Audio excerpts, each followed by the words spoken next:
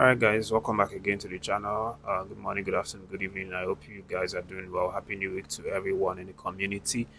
As usual, back again to let you know what's happening with our team. So there's been a couple of reactions coming out, particularly concerning that 1-1 draw that we played against Russia. Of course, the coach has said his bits. The assistant, the coach of both sides, Eric Shell and Capin have said theirs, and from what we gather from that, or from what we can understand, is that there's still room for improvement. Although there's a huge praise coming from the opposition coach who says that Nigeria is one of the toughest African countries he's played, but that doesn't take away the fact that there is still a lot of work to be done, especially in terms of defending and keeping clean sheets. So Eric Shell definitely knows that one, and I'm sure he's going to put his mind to try to get this thing sorted out before before the next World Cup qualifying series, which comes up on September. But aside from that, top legend of the Super Eagles has also reacted to the match, and I'm talking about Osaze Odewingi, of course. Um brilliant player for the Super Eagles of Nigeria during his days. Had 65 caps total, scored 11 goals, had a fantastic career, with the team. I'm just talking about him right now, and I'm remembering all the good moments, the great goals that he scored for us,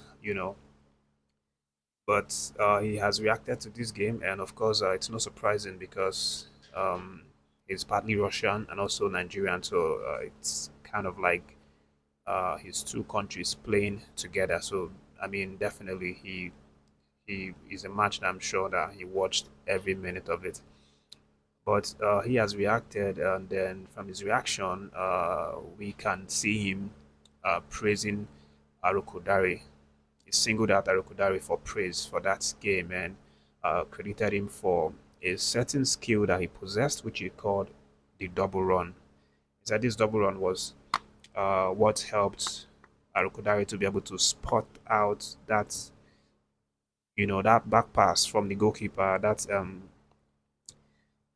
pass from the goalkeeper that he intersected and then tucked the ball into the back of the net. He said that may seem ordinary, but it's not every player that possesses that kind of quality. Calls it double run, and heaps praises on on the team, especially when it comes to high pressing as well, because obviously TOLU wouldn't be in that position to intersect that ball if Kujaric Shell's formation was not employing the high pressing pattern. So a little bit of praise as well to the tactics for that game.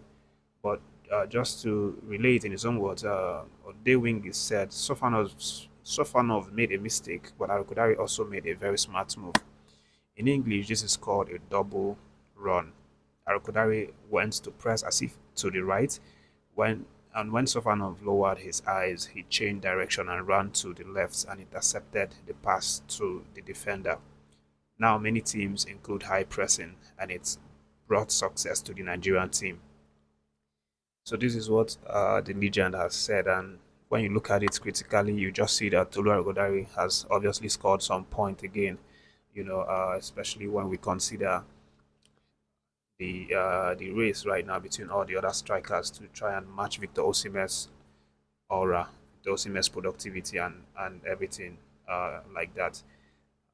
Then it's something good to see. Of course, it's not just from these ex-internationals, but also the fans. The fans are seeing the work that these players put in. They are seeing the guys that are showing that they have the quality to match, you know, the demands from these attacking players. And at this point, Victor Osimhen, currently is the standard. At least if you cannot be like him, you have to try to be close to him.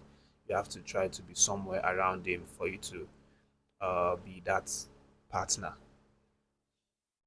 But there's still definitely a lot of work to be done from Tolu Arokodare. Yes, he had a good day, fantastic performance to score his debut, create an overall reaction in the team, high pressing and things like that, which of course, by the way, is one thing again that Victor Boniface seems to be lacking. He lacks the ability to press when he's on his position, because we see the strikers that we have that we love to see. Victor Osimhen, for example, if he's in the match, you see him doing high pressings.